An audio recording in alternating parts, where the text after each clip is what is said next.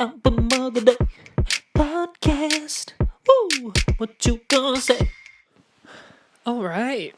So here we go. First episode of Album of the Day podcast. Not sure if I'm sold on that name, but I know I do my Album of the Day review on my stories, so I thought this would kind of relate to it. This is kind of like an extended version. But yeah, so I'm not filming myself this time because this is kind of a test run to see if people actually want to listen to this, to see if I really want to do this, if I can talk long enough to actually do this, because I want to get guests on it at some point. But for now, let's see if I could do this on my own. So once I have guests, it'll be a lot easier. So yeah, today we're going to be talking about 3 albums that recently came out. We have Shawn Mendes's, I think that's how you say it, Wonder. That came out today, actually. I listened to it last night, but it came out 12 a.m. December 4th. We have Ariana Grande's Positions that we're going to be talking about, and lastly, Plastic Hearts by Miley Cyrus. So yeah, we'll see. We'll see if I can get to the third one. I don't know how long I'm going to be talking about for each one, but we'll just start and keep going from there. I don't know why I'm out of breath. My God. Whew. Okay, relax. I think I'm nervous. I don't know. Okay, let's just get into it. So, Shawn Mendes' album Wonder, not In Wonder, it's Wonder. In Wonder is his documentary. So I wasn't expecting great things about this. I'm a pretty big fan. I'm a fan of Shawn Mendes. I think he's a cool guy. I think I like him as a person more than I like his music. I enjoy his music, but he's definitely not my favorite artist.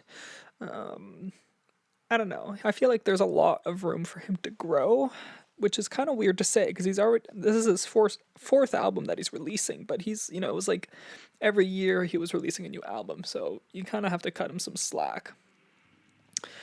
I really liked his first album, Handwritten. That's when I kind of fell in love with him. And then I think Illuminate was okay. I liked Illuminate, but not as much as Handwritten. And then his third album I really liked, his self-titled Shawn Mendes album. And this one I don't like. I really don't like this one. This is probably the worst album I've heard from him. And I listened to it once, I listened to it twice, and I still feel the same way. I was a little hesitant on it because I don't know if I was just like, I had high standards for him because like his last one got him a couple Grammy nominations. So I was hoping this one was really good. He also took some time off to kind of write this. So I was expecting something really good here. But in the end, I was left, I don't know if I'd say disappointed, because from the singles he released, I was kind of expecting something not super amazing. He released 3 singles in the process before releasing the album. He released the intro, which is like a minute, so I don't even know if you could count that as a song, but there's quite a few lyrics in it, so I guess you could kind of put it in there. Then he came out with Wonder, which was kind of the self-titled track, whatever, the big introduction to this era. And then he came out recently with a track called Monster with Justin Bieber, which was obviously the right choice. I mean, they're both huge artists. There was that little feud going on with them of who's the better Canadian, this and that. And, Justin Bieber said a while back, like, who's Shawn Mendes? There was that whole Hailey Bieber thing, so of Shawn Mendes maybe possibly dating her. So doing a song together was obviously the right choice for both of their careers. And it ended up being a pretty good song. I mean, it's definitely a radio hit. It's about them kind of struggling with, becoming artists at such a young age. But I don't know, it didn't go that deep for me. It was pretty basic, and like the last third of the song was just them going like da da da da da da da da da da, yeah. For like maybe like a minute or like a minute straight. So wasn't that crazy. But it's catchy, and I think that kind of reflects a lot of the songs off this album. Some are catchy, some aren't even that catchy. Some are kind of just annoying, to be honest, in my opinion. But sorry. Yeah, I don't know. Let's just dive into it. You know, I started listening to it. You got the intro, you got Wonder, and then you got Higher. It's just a lot of the lyrics on these songs aren't that deep. He was talking in a lot of these interviews before the album came out, was trying to promote it as much as he could despite the pandemic. And he was saying, like, oh, I've had some time to reflect. And, I really fell in love with this girl, Camila. As we know, Camila Cabello. And it's just, I don't know, like, he was talking so passionately about it that it was his most personal album yet, most deep and most personal I could understand. Because, like, he's talking a lot about what it's like to fall in love and what it's like to love someone. But did it really go that deep? I don't think it did. A lot of the songs on this album were just brushing the surface of shit that we've already heard before. It was a lot like, what was one that I thought was really a song for no one? He was singing and he was saying, like, this song's for no one, which I think he clearly meant it to be for Camila, but it was like this nuance of, like, oh, this is actually for no one. Like, I don't actually love anybody. But it just felt really childish. A lot of these songs felt like music I would write when I was 13 and just closeted. And just like writing about girls that I thought I loved. You know what I mean? Like, it just felt very much like that. It didn't feel very mature. And then Can't Imagine, yeah, there was like Can't Imagine a World Without You. Like, how many times have we heard that line? Do you know what I mean? Like, oh, I can't imagine a world, and that's all the song was. And that's the ending track. It's him just singing acoustic, which could be really beautiful, but the lyrics just ruin it. Do you know what I mean? It's kind of like a movie. You watch a movie, you have great actors, great actresses. If the script is shit, the movie's gonna be bad, no matter how good your acting is. Maybe the acting can pull through a bit, like his voice. His voice does pull through a bit, and I think that's one of the saving graces of this album. But even here, it wasn't used to his full benefit. It was a lot of the same stuff of just, it was like a formulaic thing. Each song was like kind of stripped down, and then it got bigger in the chorus, and then it got like quiet again in the same kind of beat. And then for the last part, there wasn't much of a bridge. It was mostly just the chorus repeated over and over and over again, but with like a choir in the background, and everything was just so big with trumpets and this and that. And it was almost so big that, like, I didn't even know what was going on anymore. I mean, I usually like to listen to my albums, like, full blast so I can really get into them. I had to lower this one because I was just like overloaded with what was going on. There was trumpets, there was guitars, I think there was organs at some point, there was synths, there was so many voices, and like sometimes you could barely even hear Shawn singing for how many things were going on. And I felt that just really didn't do him justice because he has such a great voice. I think it's one of his best assets, and when you don't hear it, it's just kind of like, I don't know what I'm listening to anymore. I don't know why I'm listening to this. There were a lot of tracks on this album where I was literally just counting down the seconds, hoping that I was like, okay, like, when is this over? Let's get to the next one. Hopefully the next one's better. But that being said, there were some pretty good songs on here that I did enjoy. I mean, I liked Wonder, I liked Monster. I think Teach Me How to Love is probably no, sorry, not Teach Me How to Love. Which one was it? Always Been You. Always Been You is probably the most unique song on this album. He keeps saying that he wanted to go back to this. He was listening to a lot of like Marvin Gaye and a lot of these old artists with big orchestras and big, big sounding energy with big drums and trumpets and whatever. And he wanted to go back to that. And he felt it was very romantic. And I agree. I just don't think he did it in the right way. I think he tried to modernize it too much. And I think he just did a very basic version of what these old artists tried to do. I think he aimed, there was this one review that I was looking at, and they said, they were aiming high, but maybe a little too high. And I think that kind of summed it up pretty well, where it's like, I think you were trying to do something, and I don't know, I think he could have done it. I think, he surrounds himself with so many great producers. I mean, he has the money, he has the resources, he's Shawn Mendes. Do you know what I mean? He's one of the biggest artists out there.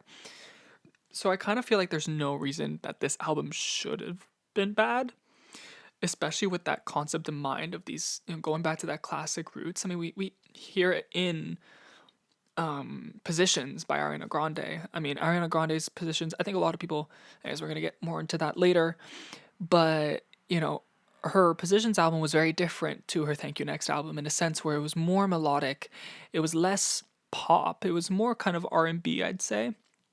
But there was a lot of, I mean, there was almost a string arrangement in each song, and I thought it was beautiful, and it played so well with her voice. And she did that right. She kind of brought this jazzy element back into like pop, and in such a right way. And I think that's where Mendes kind of went wrong, is that he did it in such a wrong way, where he tried to make it too pop and didn't allow that classical style of music to speak for itself, especially with his voice. And it just ended up clashing. A lot of these songs also sounded very much like a Christmas songs. Like there was tambourines, there was bells. I'm not a fan of tambourines personally. I think tambourines just cheapen a song. I don't know. That's just a personal thing to me, but I wasn't down with it. So yeah, there was that. There was Look Up at the Stars. I didn't really like the lyrics to that song, but I liked the production. I think the production on this album really does save a lot of these songs. If the production wasn't as good, I think I'd probably even give it a lower score than it did. I gave it a 4.5. I was really having a hard time giving that score because it's pretty low for such a big artist, and I've given a lot of other artists like higher scores than that. But it just felt right. I kept calculating it into my little checker or whatever, and it kept going to. Well, first it went to 3. Then I was like, no, okay, let me think about that. Then I went to 4.5. Then I was at 5, and then I was like, no, that still seems a little too high. And looking at other reviews, some people were saying 8, some people were saying 2, some people were saying, so it was a very mixed review. So I kind of went with my gut feeling, and I gave it a 4.5. This isn't an album I would generally listen to again. It just wasn't that special. But yeah, higher. Okay, let's delve into this track by track. I just want to hear what this sounds like. Okay, all right. So we have the same kind of drum kicks, this kind of synth. Right. It was very okay. This song higher, very robotic. It was like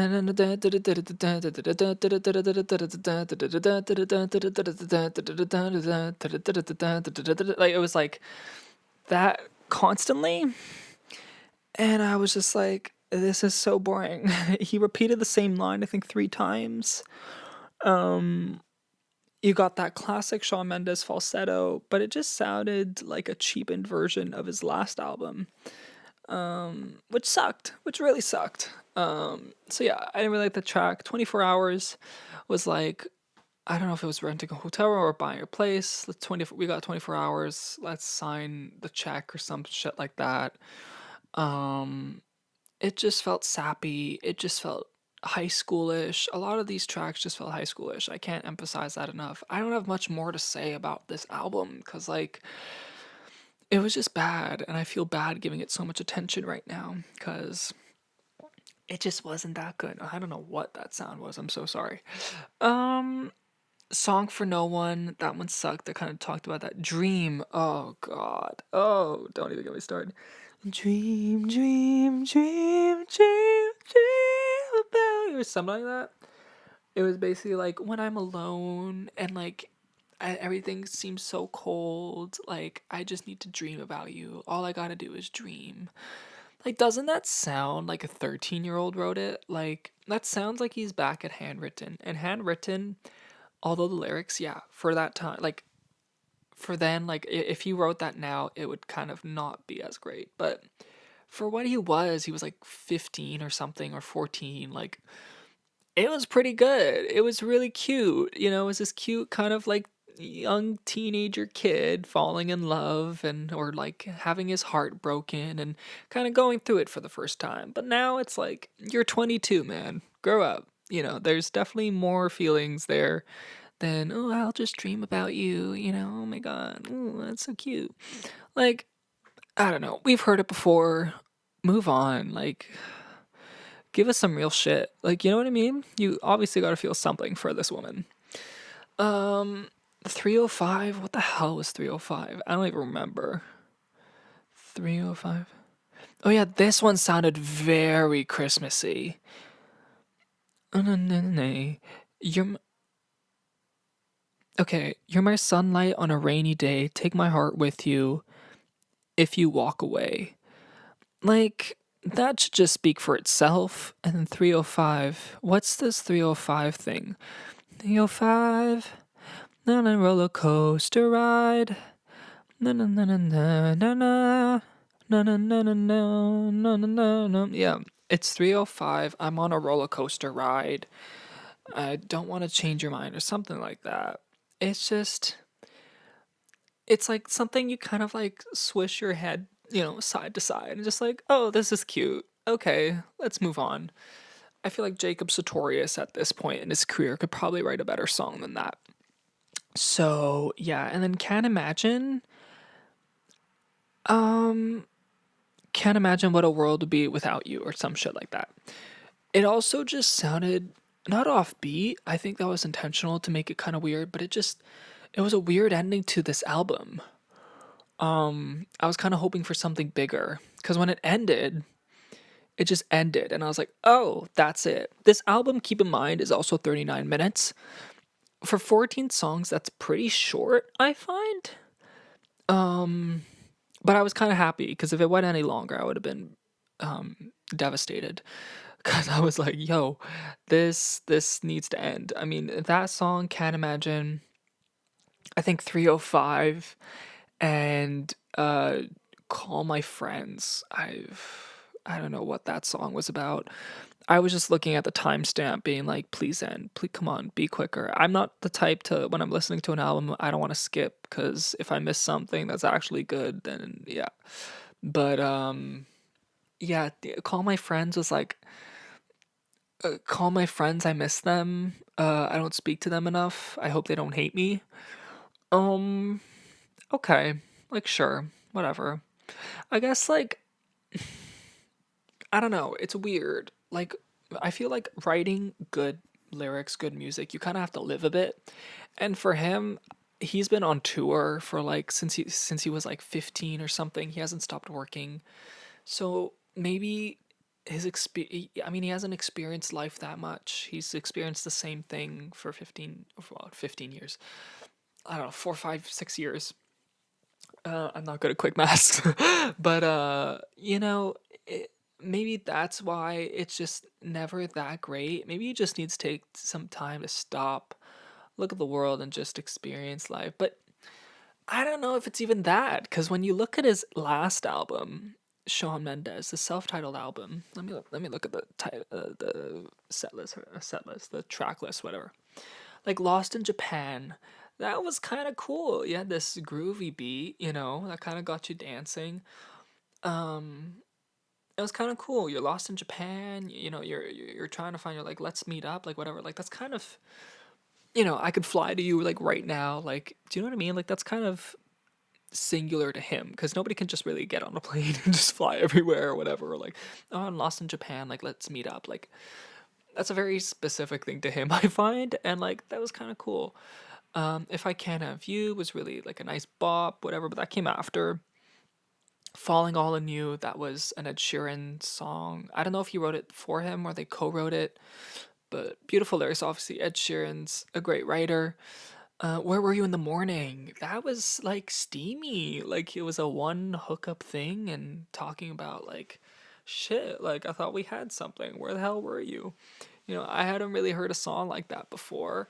I'm sure there has been, but like at least in like around these times, nobody really wants to talk about getting stood up. Do you know what I mean? Like that's kind of like lame, but he did it in a very sexy, vulnerable way that I think was really cool. So there was like I felt like this album, his self-titled album, was so much more deep. It's like, and a lot of these songs, yes, they were from personal experiences. I know Where Were You in the Morning was a personal experience. In My Blood was a personal experience talking about anxiety. And I thought In My Blood was a way deeper song than Wonder. Wonder, he talks about some insecurities, but I thought In My Blood, even though I wasn't like that impressed by it at the time either, I thought it had more to offer than Wonder as a single. So Yeah, also there was like Why, which was a beautiful stripped down. I think that's one of my favorite songs off his last album. A kind of it was a song for Camila. He has confirmed that now. And it was so stripped down and beautiful. You could hear his beautiful voice, every note, the harmonies and whatnot. And it just works for him. You know, the production isn't crazy overdone. It's just so like enough to hear him. There was also a really stripped down song with Julia Michaels called Like to Be You, which I loved. The tempo was great. The lyrics were raw. They were real. You can relate to them. So I think that's what he lacked in this last album was being relatable. It was just so vague, and it kind of like if one thing's gonna convince me that Shawn Mendes is gay, or if like Shamila or like his relationship with Camila is fake, it's this album because this is all supposed to be about him falling in love and whatever, and it just feels very fake. It just feels very made up and very like I don't know, childish. And maybe that's what makes it real is that he's back to this childish state of being sorry, super happy that he's just like writing whatever. But I don't know. I don't know how I don't know how you could put this out and be like, yeah, that's my best work right there. Let's put that out. Obviously, not every time's gonna be their best. That's obvious, but I don't know. Hopefully, we'll get something better next time. Because right now, if this gets any nominations for a Grammy, I'll be pretty disappointed. I mean, I've already been disappointed with the Grammys for a while now, so won't get into that too much. But The Weeknd was snubbed. Many artists were snubbed this year, but mostly The Weeknd. I'm not a fan of The Weeknd. I was never really the biggest fan of The Weeknd. I admire his talent and whatnot, but personally wasn't a favorite. I really liked this album. This album was great. I mean, he was at the top charts this whole year. I mean, this was like his year. He dominated, and for not one nomination was pretty ridiculous, and I think everybody agreed with that in the end. So but won't get into that. Let's get into the next album. So, Positions by Ariana Grande. Let me just type it in so I can get the track list, just in case I forgot. I listened to it about twice today. And every time it's weird. It's kind of funny because the first time I listened to this, it was pretty good. I enjoyed it. But I wasn't thrilled by it. I wasn't like, oh my God, this is amazing. Because I think it was so different. And I think, with something different, you have to let it sink in a bit. Humans aren't naturally accustomed to, I think that's the right word to use, to change.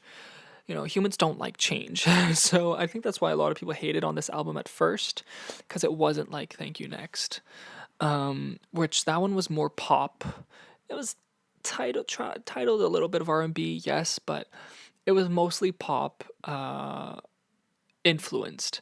So this one was more I think more R&B, almost classical. I mean, Shut Up, like I mean the first hold on, let me listen to it. Yeah, like it starts off with strings, like violins and whatever, and those violins kind of keep going. You hear it in Positions, the single, 34 plus 35, you hear it in Just Like Magic, you hear it everywhere.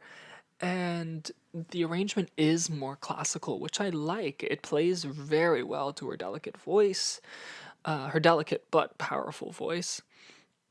And it was kind of, I think she was more jazzy like this. She did a lot of this, I think, in her previous albums. I was never the biggest fan of her either in her previous albums up until Thank You Next. Once Thank You Next came out, I kind of started listening more. She was pretty cool. She got a lot of attention, obviously, because of all the things that were going on in her life. And then, yeah. So now she's as big as she is now.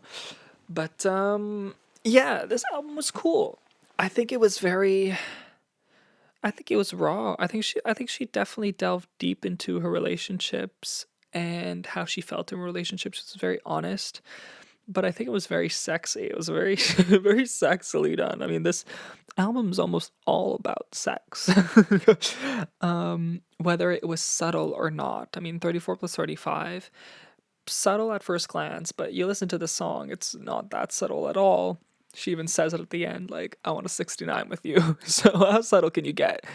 But positions, also the innuendo of, switching positions, in the bedroom and this, as a female, I can do more than one thing. I can do more than just be a woman in the kitchen for you. I could do that, but I could also, like in the video she's like, I could also be president, I could also have a job, I could also have a career. So pretty cool. I mean, we're seeing a lot of that lately. Female empowerment, always a good thing. And she did a pretty good job at it. It was pretty sexy. It was pretty, I mean, her voice always lends really nicely. So I think it was great. So, I don't know. Let's get into this. Let's see. 34 plus 35. Let me just listen.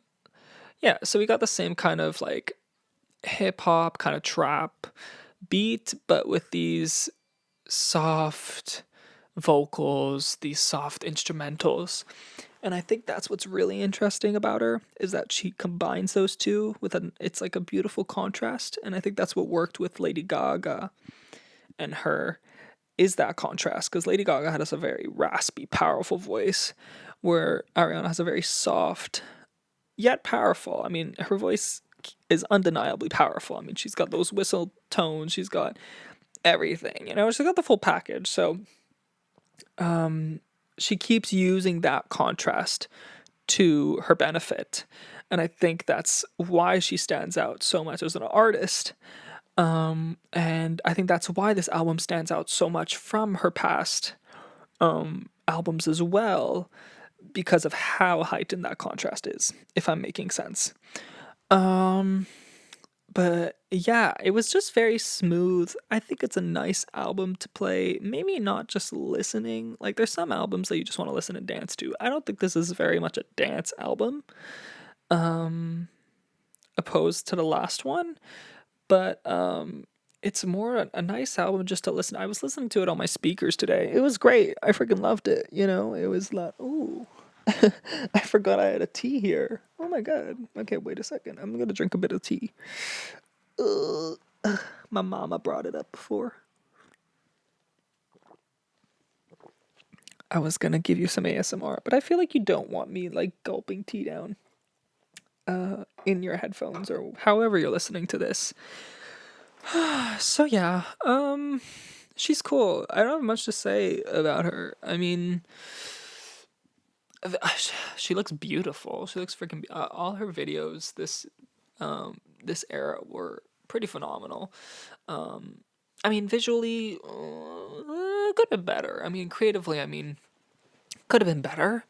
It was more like, hey, look how pretty I am. But I think she did look really pretty in both her videos. She always has great directors doing her stuff. She's a pretty creative person when it comes to that. She thinks of everything. And I think she'll definitely go down as one of the greats in a few years' time. But yeah, Motive. She did 2 collaborations. She did Motive with Doja Cat, and she did. Oh wait, she did 3 collaborations. My bad. She did Motive with Doja Cat. She did Off the Table with The Weeknd, and she did Safety Net with Ty Dolla $ign. I think my favorite out of the 3 would probably be Motive. It's just upbeat, it's catchy, it's smooth, it's silky, it's velvety. Like, I don't know, like it feels like this album, if I could describe it, it just feels like suede. Do you know what I mean? Like silky suede. Like it just, I don't know how to describe that. That might just sound so weird to you, but that's how I describe it. I loved it. I love it more and more as I listen to it. It's like every time I'm just like, oh yeah, next track, let's go. But yeah, what's your motive? What's your motive? So, love that song. I think Doja Cat's a great addition to that. She's got this, again, contrast with this raspy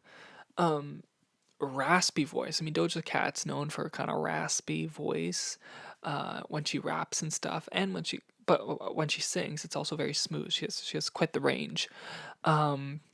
So that really worked well with this upbeat thing. I kind of noticed a similarity between Sawayama. I think I said that right. Sawayama. I think it's Sawayama. I'm so sorry. She's a queen though. She's a freaking queen. Her album was so good, and she was one of those snubs at the Grammys. Come on, best new artist. What was that? What was that? But yeah. So what was it? Jesus, what? Yeah, Motive. um, the chorus sounded a little bit like Comme des Garçons. I don't know if anybody noticed that. I kind of just sung it. I'm gonna sing it now to prove my point. It's gonna be really awkward, but it kind of like, "Oh, what's your motive? Like the boys. Oh, comme des garçons." Do you know what I mean? Like it's what's your motive? Comme des garçons. And I guess I mean, there's so many things you can do to keep it original and to keep it creative. And I'm not saying that Ariana Grande copied Rena or whatever, but it was just like, oh, that's kind of funny. It just sounded very similar, and it kind of had the same beat. So um, whether that was, I do it all the time. I'm sure artists are pretty much at fault for this too. They're not indestructible. They're not like invincible with these kind of things. But sometimes you're influenced by a song, whether you know it or not, and only later on are you like, shit, this sounds like this song like that I've been listening to for so long because it's so good. So I wonder if that's actually the case for that song. That'd be kind of funny. And I wouldn't blame her because Comme des Garçons by Rena is a freaking bop and a half. So yeah, Just Like Magic was okay. I liked it. You know, it's smooth. It's smooth. It's nice to listen to.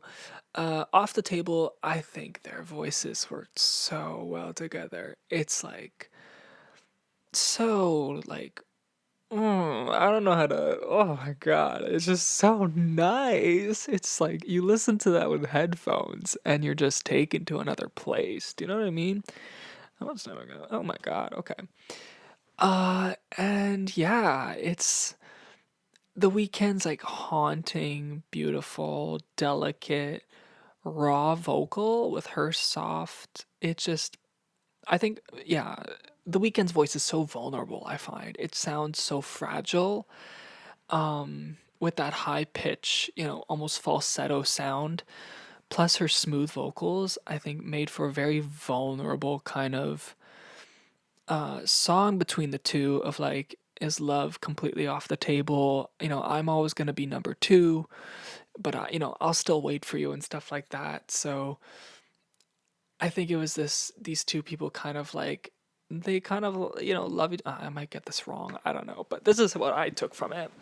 They're both like in love with each other, but seeing someone else and this and that is love completely off the table. Um, and I think both their voices really work well with that. I mean, if she did this with anybody else, it could still work, but I don't know. It's just like there's like almost like a chemistry you see in two people. It's like chemistry in voices, in vocality. Is that even a word? In um vocal qualities. I don't know. There was some harmony there that I was like, oh, oh, give me more. I don't know what that was. All right, next one. 6:30. What was this? Oh yeah, this is kind of the same thing. It was cute. Yeah, I think my main problem with this song, with the song, not with the song, but with this album was like, as nice as it was, I think it lacked diversity. And I think that's kind of the reason why I had a hard time grading it. I haven't graded it yet because I've been hesitant with it because I know there's a lot of Ariana stans, and I don't know. I really like the album, but yeah, there is a sense of like you're getting to the end and you're kind of like, okay, like when is it gonna finish? Like I feel like it should end at Positions. Like those last two tracks probably aren't necessary. What are the last two tracks? Obvious and POV. I like POV. Maybe I don't know. I feel like POV should be higher up. Maybe not the last song. I think Positions is a good way to end it. It's kind of like a bop, whatever. Because once Positions it, I was listening to it today. I was like, oh, awesome. And then I was like, oh, one more song, and then Sorry. And then there was another one, and it was like, okay, you kind of lose the momentum, I think is what I'm trying to say. Because a lot of the songs kind of sound very similar, and I think that's what a lot of people thought wasn't great about it, but there's definitely a cohesiveness. None of these songs sound out of place, that's for sure. But it's a slower tempo than usual, than what she usually does. So I think that's what's kind of dragged it out and made it sound less diverse than most of her other albums. Because it was so much slower than usual.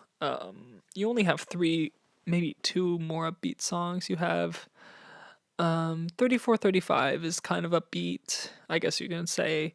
Motive is obviously upbeat. And Positions. My Hair, like, you've got some pretty casual upbeat songs. I love My Hair. I think that's maybe my favorite song on the album. It's got this beautiful attitude. You're talking about, when you're fucking me, put your hands through my hair, like grab it, get a hold of it, freaking ride me like Santa sleigh. Do you know what I mean? If we're getting frank here. And it's really sexy. It's like, so wrap your hands to my hair, oh baby, 'cause that's what it's there. I totally butchered that, and I'm sorry for hurting your ears, but it's just like, there's soul, There's so much soul, and there's such a good vibe with it. There's that trumpet in the background.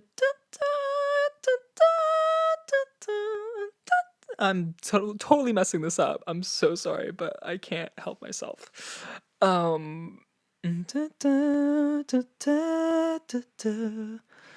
wrap your hands to my hair, oh baby, 'cause that's why it's there.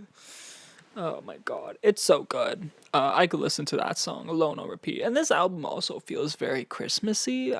Maybe this I'm always saying that because like I have my Christmas decorations up right now. I'm surrounded by plastic trees and like leaves and pines and shit like that. But like, I mean, you look at Christmas music and you've got the same thing. You've got these orchestral instruments, you've got the strings, you've got the orchestra drums and the tambourines and whatever, and you kind of hear that too in here. You hear the flute, the clarinet, the trumpets, which you hear a lot in Christmas music too, and very slow and kind of jazzy. So I don't think it's wrong to say that, but it's it's very appropriate for the time, and it's sexy, and it's just without being too harsh, like without being too explicit, I think. It's tasteful, it's tasteful. Some songs are more tasteful than others, obviously, but I don't know. I think she does it really well. I This is one of my favorite albums by Ariana Grande. That might be a, I don't know, a controversial thing to say, but the more I listen to this album, the more I love it, and I'm probably gonna buy it on a CD or a vinyl if I get you know, a better vinyl record player, because I'm pretty sure this record player is scratching all my vinyls. I've bought like six or seven, and the same shit keeps happening to each of them. They keep, sounding distorted. They keep skipping. They keep this. They keep that. And I'm like, how many records am I gonna buy until like something actually sounds good? So yeah, I think I need to switch record players. I have a Crosley. And I kind of feel bad swapping it out because I got it for a gift. Super nice gift. And thank you again to the person who got me that. But if you're listening, but yeah, I think I might need to swap it out because I'd love to get more records, but I think it's damaging them. I don't know. And if you have any suggestions for record players, please let me know because I am definitely looking out for that. Um, but yeah, I don't know what else to say about this record. It's great. Listen to it, vibe with it. It's not for everybody, but I'm happy she came out with it. She tried something new, which I love. I love when an artist tries something new. It's always a leap of faith. You're always scared that people are gonna like it. People are, some classic saying is like, why change something when something's working? Do you know what I mean? Thank You Next was obviously working. She had like four number one hits, and it took her forever to get a number one hit, which is weird to me because like Ariana Grande, I feel like is always just there. Like with a popular song, there was like Problem. There was I forget all of them. I'm blanking now, of course. Now that I want to mention all of them, I'm forgetting. But like Problem's a big one. Like how did Problem not go to number one? Do you know what I mean? So the fact that she got like four number ones or three number ones last year, I'm pretty yeah, it was last year. And then like, like why would you change that formula? Like keep it going. But she was like, no, I'm feeling something different. I broke up with my fiance. I have a new man's. I'm feeling sexy. It's quarantine. We're stuck together this whole time. I'm gonna make something different because I'm feeling different. And yeah, if you don't like it as much as the last one, doesn't mean she's a bad artist like Shawn Mendes. Just means they're trying something out different, and whether it works or not, as long as they like it, pretty good. I mean, they also have to make money, but come on, they're some of the top artists in the world. They're gonna make money whether it's a bad album or not. Okay, how much time do we have? We have like 23 minutes left. Cool. We can talk about Plastic Hearts. Let's do it. Let's do it. I've been down, keep me up all night. Do you like my little segue? I'm sorry. Okay. Plastic Hearts by Miley Cyrus. Miley Cyrus has come such a long way from when I first listened to her. I mean, I'm like that perfect age where I like started to watch Hannah Montana as a kid. Hannah Montana was the shit for me when I was a kid. I wasn't into cartoons. I wasn't into all that shit. It was like Disney for me. It was Hannah Montana, Wizards of Waverly Place, Zack and Cody, Sweet Life on Deck, whatever. All that stuff was like where I was. And Hannah Montana was definitely an icon to me. I had the Wii video game where you tour and did all that shit. And like she was just so iconic. And then obviously she wanted to become more Miley Cyrus. She came out with her breakout album, which I loved. I had that on a CD. I don't have that CD anymore, which is so sad. I might buy it again because that shit was iconic. What songs were on there? Come on. There was like, okay, Breakout, Seven Things, come on. Her cover of Girls Just Wanna Have Fun, Fly on the Wall. I'm pretty sure I remember these four walls. See You Again, See You Again. Come on. So, she was iconic from the start, let's be honest. And she just got bigger and bigger. Then she came out with Can't Be Tamed. That was, blew everybody's storm. I was shocked. I was scandalized, but I loved it. I was like, yes, girl. You can't be tamed. Dance inside that birdcage. Fuck yeah. So then, of course, her iconic Bangers tour, her Bangers era. Then she did something experimental with Miley Cyrus and her Dead Pets, which, funny enough, is one of my favorite albums by her. It was very experimental. She released it for free on SoundCloud after her hosting the MTV Awards, the MTV Music Video Awards, in I want to say 2015. Okay, well, I was close. And then she did Younger Now. She went from like rock to like pop to kind of country-ish, and now she's in back to like, well, she did rock pop, and then now she's like rock almost. Do you know what I mean? Like this is like pretty, like this is, I think, maybe the most rock she'll get. I mean, she has a freaking mullet in the cover. Let's come on. And she rocks that mullet. I'm not a fan of a mullet. I think mullets are the ugliest haircuts ever. But I have never seen a mullet look so good on anybody but Miley Cyrus. I think she should trademark that shit. That being said, I have still not started talking about the album, but that's okay. Because I just want to talk about how iconic she is and how much she's grown. Miley Cyrus is definitely an artist who can do it all. You throw pop at her, she can do it. You throw country, she'll do it. She did Jolene. Jolene is one of her most famous covers, and everybody loves her for it. She's the queen of doing covers. Any cover she touches, she'll make that song better than the original. Do you know what I mean? So anything she releases, I'm excited. Oh, she also did that EP, right? What the fuck was the EP? She's Coming or something? Yeah, I think that was it. I really like that EP actually. I wish that was an album. I liked every song on that track. On that little record. It was great. I don't know. People didn't like it. I did. I thought it was great. Don't fuck with my freedom. I came out to get me so. I'm nasty, I'm evil. Must be something in the water or that I'm a mother's daughter. So yeah, sorry, you're gonna have to put up with me singing here and there because I can't help myself. Maybe that's what I should title this, is I can't help myself. Maybe that's what I should title this podcast.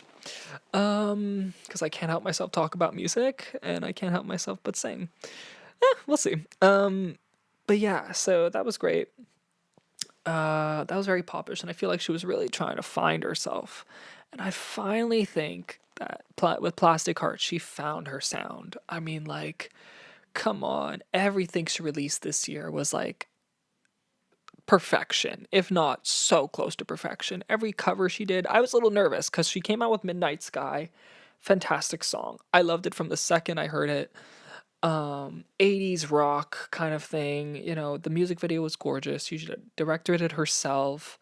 Love that for her. I mean, I love that so many artists are directing their own videos, Billie Eilish being one of the main ones. It's great, and she took full creative control of this album, and it totally showed, and it totally paid off. Cause like every song, I listened to this song. I don't use this doesn't usually happen when I listen to albums. I always listen to them as soon as they come out. Usually, if they're a big artist like this, I'll listen to them at 12 a.m. I'll stay up for it, and like it's like every song was a hit. Do you know what I mean? Like every song was a bop. And at one point I was like, girl, give us a bad song. They can't all be good. You know, I liked track 1 to 8, and then 9 I didn't really like as much. So I liked What the Fuck Do I Know, Plastic Hearts, Angels Like You, Prisoner featuring Dua Peep. Gimme What I Want, Night Crawling featuring Billy Idol. Come on, that was a freaking banger. Midnight Sky, of course. High, and then Hate Me. It was there are no bad songs on this album. There's just like some that are way better than others, and then the rest are like, that was a good song. You know, it's not. I wouldn't skip it, but it's like, compare that to Night Crawling or like freaking Plastic Hearts, or it's just not the same vibe. Bad Karma, loved. That was such a weird song. You got her weird beat with her voice there, kind of weird moan like beat. And at first I wasn't sure about it, but I was like, this is kind of groovy. Then they say there's Joan Jett in there, and the Black Hearts. I don't know where she came in. I didn't hear her. I don't know if she's like just a guitarist or something like that. I didn't look that up. I should have probably looked that up, but it's a good song. So whatever she did on that song, love it. I'm assuming Joan Jett is a woman, but I might be wrong with that too. And then Never Be Me, love that. And then it ends with Golden G String until it gets to like the 3 extra songs. I'm pretty sure it's on the regular album, but they kind of seem like little outro songs. So Golden G String, I think that's my least favorite song on the album. I don't know what it is with people putting their worst songs as their last, but that's besides the point.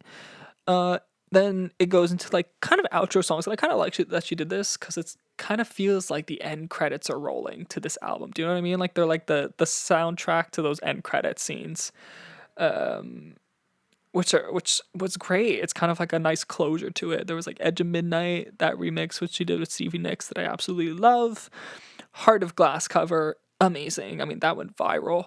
And then Zombie, I think was great way to end it off. Zombie's obviously a classic cover that everybody does. But when you give it to Miley Cyrus, she says, fuck you, I'm doing it better. So, and that was pretty much what this whole album was fuck you, I'm doing it better. I think the one big problem I have with this album was the album cover. It's a basic album cover. What is that plastic wrap? That fake ass plastic wrap shit. I mean, it's not fake, it's probably scanned, but like, oh, we've seen that so many times. It's so basic. The text, it's classic 80s, but it's kind of cheesy. The only good thing is that photo. If that photo was just the cover, it would have been perfect. And you didn't need the pink. So whatever. That's kind of just what it is. But um so yeah, it's great. It's freaking great. I loved What the Fuck Do I Know? It opens up and it just kind of feels what I think about this album, I just think it's like Breakout. That's her album, right? Her first, well, her first album as Miley Cyrus, yeah, Breakout. This is like Breakout's bigger sister. Like Breakout kind of like, I don't know, it just evolved and was like, yeah, this is me. And Breakout is the little sister trying to copy Plastic Hearts. Do you know what I mean? Like it's like, oh, she's wearing cool clothes. I want to wear cool clothes like her too. But I'm not gonna say I'm copying her because like that's weird. Like and like I don't want to do that. I don't want to give her that credit. But like Plastic Hearts is definitely like the cooler sister. Oh my god, I want to be like her. Like that's what Plastic Hearts is to me. Like oh, what the fuck do I know? Like the grit in her voice, and it was just such a perfect choice for her. Let's be honest. It was just everything plastic art, and everything felt there was so much good diversity on this track. From songs like What the Fuck Do I Know to songs like Angels Like You, even the stripped down songs were like so well done. And even though they were stripped down and they were like ballads, they still like had a pretty hefty production to them. And I don't know, there's just so much good to say about this album. There are like yeah, it kind of lulls in the second half. I'd say the first half is definitely much stronger. You have some great collabs like Nightcrawler and Dua Lipa. But yeah, the second half kind of just slowed down the tempo a bit, and I would have liked to have seen them be a little more dispersed within the album. So yeah, if like Hate Me was maybe like in the middle of like Prisoner and Give Me What I Want, maybe I would have liked it better. Maybe it's just the placement that kind of felt off for me. But besides that, I think it's just really great. This album's 50 minutes long, which is honestly a pretty good time length. I didn't feel like it was too long. I was enjoying my time. I honestly could have wanted it to be longer, but that doesn't really affect, like, I wouldn't take points away for it, you know, because it was like not long enough. Like, oh my god, like I wish it was longer. Like, that's pretty good. I only really take points away if it's like too long. Like, okay, you're dragging it out, like cut it short. Do you know what I mean? So yeah. Um I'm not gonna go song by song because I don't think it's necessary. I think you should listen to it on your own. This is just giving me my general thoughts about the album. I think, yeah, favorite song. Oh, God, I don't even know. It's really hard. I think I really like Plastic Hearts, which is maybe cheesy to say because it's the title track, but I really like What the Fuck Do I Know, Plastic Hearts. I really like Night Crawling. High is really good. Angels Like You is really good. I really don't have a favorite because there's just like four of them, like that I just said, that are my favorites. So yeah, she's never done this before. Kind of like Breakout's big sister. Super cool. That being said, you should definitely check out Plastic Hearts. Go listen to that. Let me know what you think. Let me know what you think about Ariana Grande's album Positions if you haven't listened to it yet.